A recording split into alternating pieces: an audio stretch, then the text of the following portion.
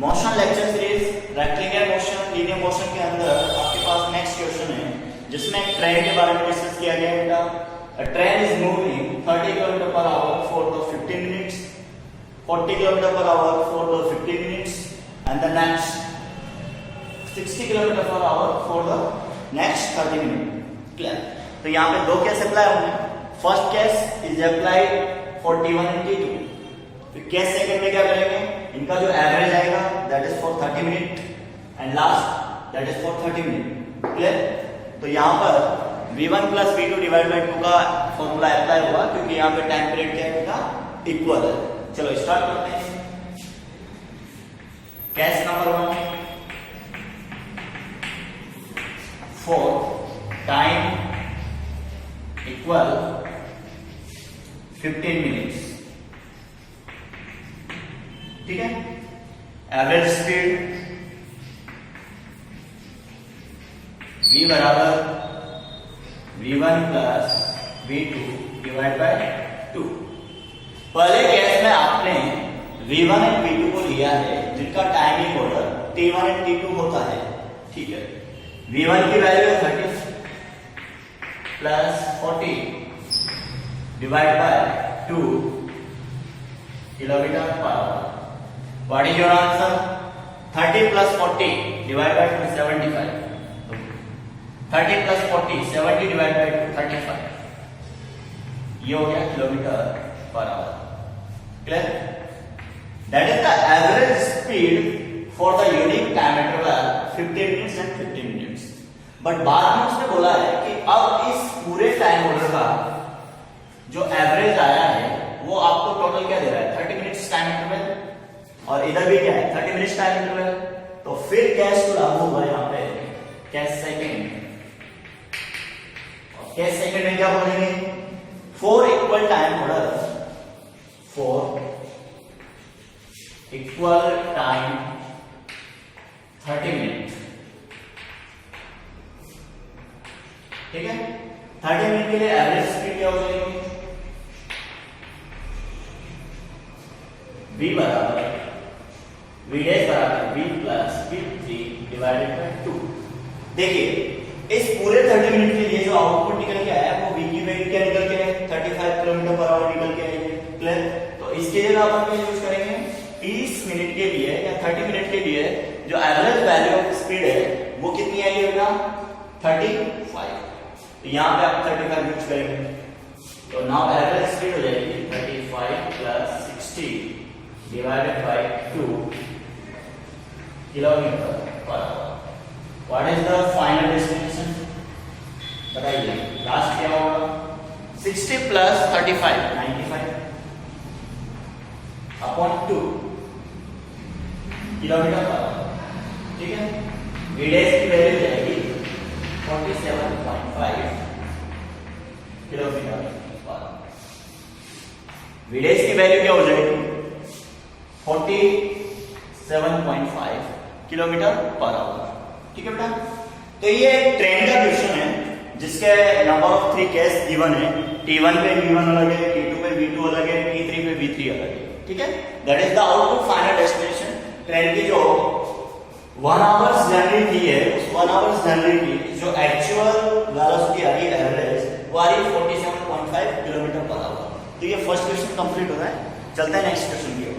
Okay, देखिए student next question है very important है। एक्स ग्राफ ड्रॉ करना है और एनसीईआरटी क्वेश्चन नंबर 3 है, मतलब जो एनसीईआरटी एक्सरसाइज होती है उसका क्वेश्चन नंबर 3 है। बहुत इंपॉर्टेंट क्वेश्चन है। देखिए क्या गिवन है, a person moving from home towards his office 5 kilometre per hour and 9:30 AM वो ऑफिस में पहुंचता है। क्लियर?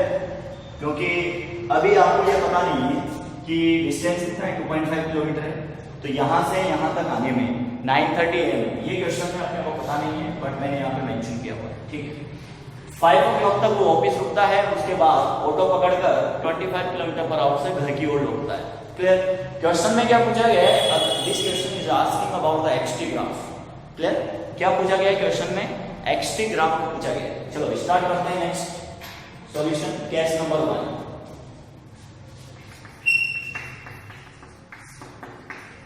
इसमें आप लिखेंगे होम टू ऑफिस, ठीक है। होम टू ऑफिस में डिस्टेंस कितना है? डिस्टेंस की वैल्यू है 2.5 किलोमीटर। स्पीड कितनी है? स्पीड आपको v1 दिया हुआ है 5 किलोमीटर पर आवर, ठीक है। टाइम क्या लगेगा सर? यहाँ पे टाइम v1 लगेगा d/v1। d की वैल्यू कितनी है? d की वैल्यू बेटा 2.5 किलोमीटर। v1 की वैल्यू कितनी है? v1 की वैल्यू है 5 किलोमीटर पर आवर, ठीक है। आउटपुट क्या हो गया? ये हो जाएगा 2.5 से जस्ट हाफ आवर। क्या हो जाएगा? Just half hour. किलोमीटर से किलोमीटर कट गया, 2.5 से कट गया, ठीक है। अब हाफ आवर टाइम पीरियड क्या होता है वो देखिए। टाइम t1 बराबर हाफ आवर, और इस हाफ आवर को आप करेंगे 30। बताइए उसको घर से ऑफिस जाने में कितना समय लगा? घर से ऑफिस जाने में उसको बेटा ओनली 30 मिनट्स लगे।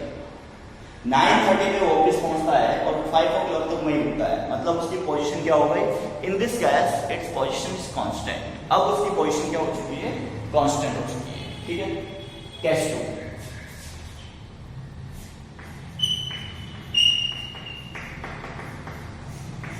ठीक है। केस 1 यहां पे फिनिश हो चुका है। Case 2, office to home. Office to home, office to home के लिए डिस्टेंस v1 है।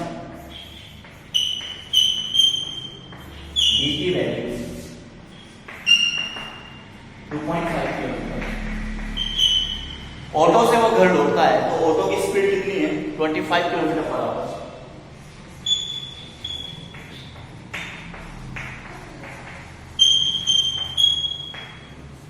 ठीक है।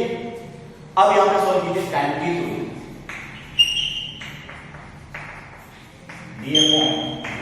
d कितना है आपका? 2.5 किलोमीटर। v2 कितना है? 25 किलोमीटर पर आवर। क्लियर? ये यहां से 10 टाइम्स कट जाता है, that is 1/10 hours. 1/10 hours time period auto पे वो ऑफिस से कहां आ गया बेटा? घर आ गया। क्लियर? टाइम की टू क्या हो जाएगा? 1/10 आवर इज इक्वल टू ये 1/10 आवर्स है, ठीक है। तो 1/10 आवर्स को मिनट्स में कन्वर्ट करेंगे 60 मिनट्स। 0 कट गया। व्हाट इज द टाइम की? 6 मिनट। क्लियर? 5 बजे वो यहां से चलना शुरू करता है तो घर पे कितने बजे पहुंचा हो? 06 PM। देखो 9 बजे वो घर से निकलता है। डिस्टेंस है 2.5 kilometre divide by 5 kilometre per hour. ये कितनी बार कटेगा? हाफ टाइम्स कटेगा। क्लियर? हाफ टाइम्स कटेगा तो हाफ आवर 60 मिनट से मल्टीप्लाई करेंगे 30 मिनट आंसर। इसके बाद क्या होगा? ऑफिस टू होम डिस्टेंस है 2.5, ठीक है। यहां से जा रहा है 25 किलोमीटर पर आवर से, तो distance upon speed 2.5 upon 25 10 times करेगा, मतलब 1/10 आवर। 1 आवर्स में 60 मिनट्स होते हैं तो आउटपुट क्या निकलेगा बेटा? 6 मिनट। अब आपको इसका एक्सटी ग्राफ जनरेट करना है। क्या डिजाइन करना है बेटा? एक्सटी ग्राफ, ठीक है। इसका एक्सटी ग्राफ बताते हैं।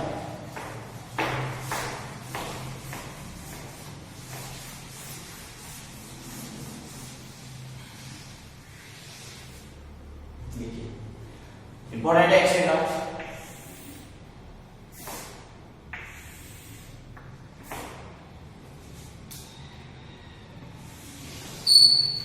ये टाइम है और ये एक्स ऑर्डर है, ठीक। अब एक्सटी ग्राफ को जनरेट करेंगे आप। ये 0 से स्टार्ट होगा, ये यहां पे 2.5 किलोमीटर गैप है, ये पोजीशन है। 9 AM पे वो यहां से स्टार्ट होता है, क्लियर। और 9:30 AM पर वो कहां पहुंचता है? यहां पहुंचता है। क्लियर? 9 AM पे वो अपने घर पे था, तो इसको आप डिनोस्ट्रेशन देंगे होम, और इसको आप डिनोस्ट्रेशन देंगे होम इज, ये ऑफिस। 9 o'clock पे वो घर पे था, 9:30 पे वो काम बैठा हुआ है ऑफिस पे। कितने बजे तक ऑफिस होता है? 5 PM। ठीक है, ये 5 PM तक वो ऑफिस रहता है। ठीक है,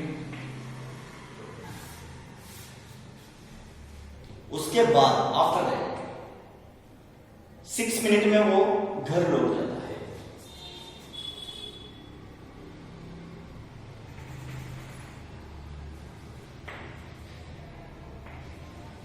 ये हो गया 5:06। कहां लौट गया वो? घर लौट गया। ठीक है, ये आपका ग्राफ है।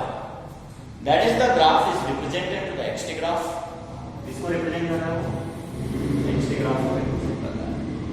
ठीक है बेटा, चलो ये पार्ट यहाँ पे फिनिश होता है। क्वेश्चन 8 हो चुका है। देखिए स्टूडेंट, यहाँ पे कुछ एक्स ग्राफ का रिप्रेजेंटेशन किया जा रहा है। देखिए फर्स्ट ऑफ ऑल, अगर टाइम के साथ साथ पोजीशन कांस्टेंट, ऑब्जेक्ट कोई कांस्टेंट पोजीशन पे हो, तो यहाँ पर इसको कांस्टेंटली लाइन से शो किया गया है। इसका मतलब आप क्या करेंगे? Object present at constant position.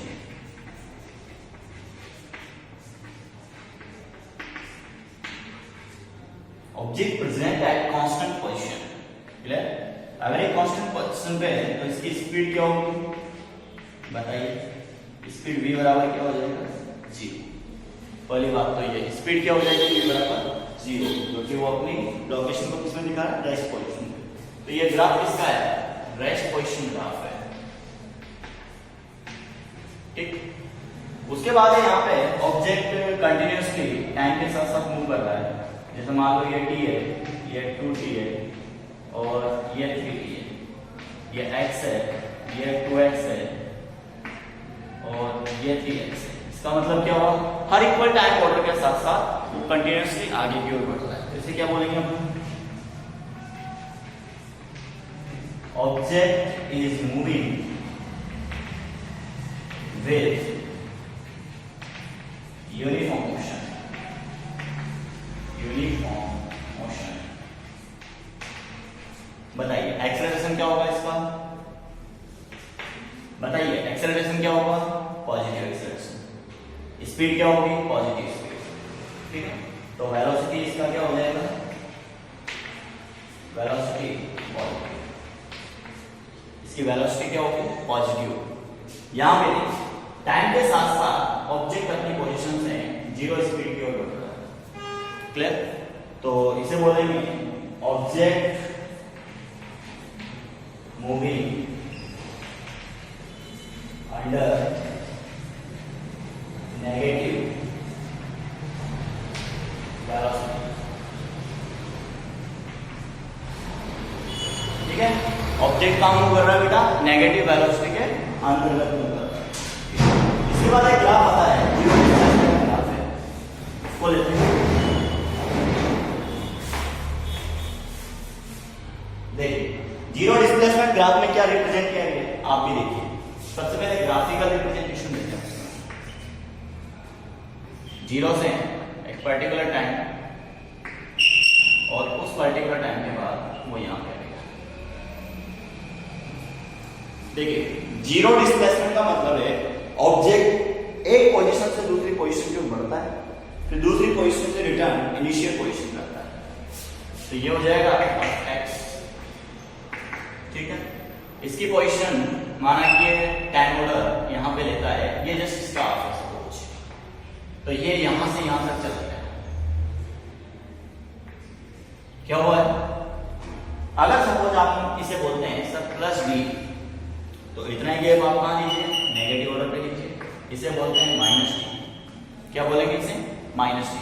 मैं ये बोलता हूं कि कोई ऑब्जेक्ट 1 आवर्स में 100 किलोमीटर चला गया, तो इसको आप 1 आवर्स डिनोट करेंगे, इस लाइन पे आप 100 किलोमीटर डिनोट करेंगे।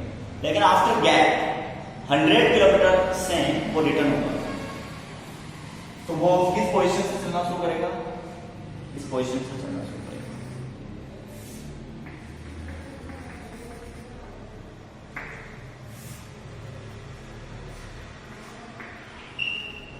इस पोजीशन से चलना शुरू करेगा।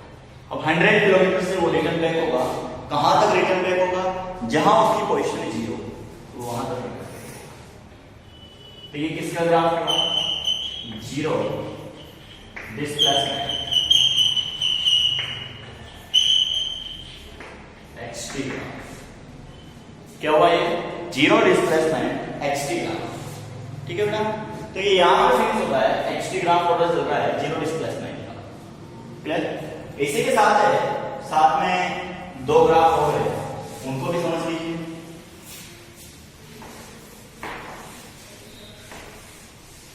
नॉन यूनिफॉर्म मोशन में दो ग्राफ यहां पर प्रेजेंट है।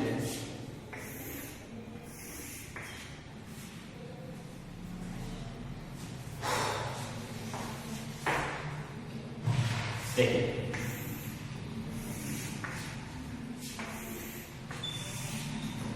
ये टाइम ऑर्डर है, ये एक्सटी ऑर्डर है, ये टाइम ऑर्डर है और ये एक्सटी ऑर्डर है। एक ग्राफ कैसा है, एक ग्राफ ऐसा है। चलिए यहां पे आपने टेंजेंशियल लाइन करी है, खींच ली θ1 के साथ। यहां पे आपने टेंजेंशियल लाइन खींची θ2 के साथ। यहां पे आपने टेंजेंशियल लाइन खींची θ3 के साथ। क्लियर। तो आपको अच्छी तरह पता है θ1 θ2 एंड θ3। अब बात करते हैं tan थीटा की। थीटा बढ़ने के साथ साथ tan थीटा बढ़ रहा है, तो ये हो गया tan θ1 tan θ2 tan θ3। अब tan थीटा क्या होता है, किसी भी xt ग्राफ में अगर मैं इसको थीटा लूंगा तो ये x और ये tan, तो tan थीटा बराबर क्या हो गया x/t। xt ग्राफ का जो स्लोप होता है वो किसकी इक्विवेलेंट होगा, डिस्टेंस टाइम ग्राफ है तो स्पीड की इक्विवेलेंट होगा, डिस्प्लेसमेंट अपॉन टाइम ग्राफ है तो वेलोसिटी की इक्विवेलेंट होगा। इसका मतलब यहां पर tan किसको रिप्रेजेंट करेगा, स्पीड को रिप्रेजेंट करेगा। तो v1 v2 v3 increasing speed का ये ग्राफ है, आपको नोट्स में अवेलेबल हो जाएगा। इसके जस्ट इक्वल्स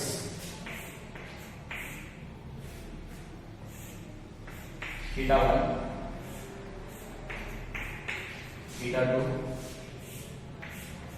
एंड θ3। बताइए यहां पे क्या होगा, θ1 θ2 θ3 डिग्री होगा। इसका मतलब tan थीटा भी क्या होगा, tan θ1 tan θ2 tan θ3 क्या होगा, डिग्री होगा। xt ग्राफ का जो स्लोप होता है वो v को रिप्रेजेंट करता है। इसका मतलब v1 v2 v, ये इंक्रीजिंग स्पीड का ग्राफ है।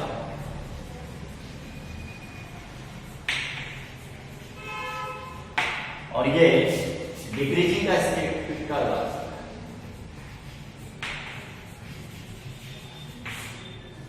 ये इंक्रीजिंग स्पीड का ग्राफ है और डिक्रीजिंग स्पीड का ग्राफ है। ठीक है, xt ग्राफ है तो अपन यहां पे v को रिप्रेजेंट करेंगे।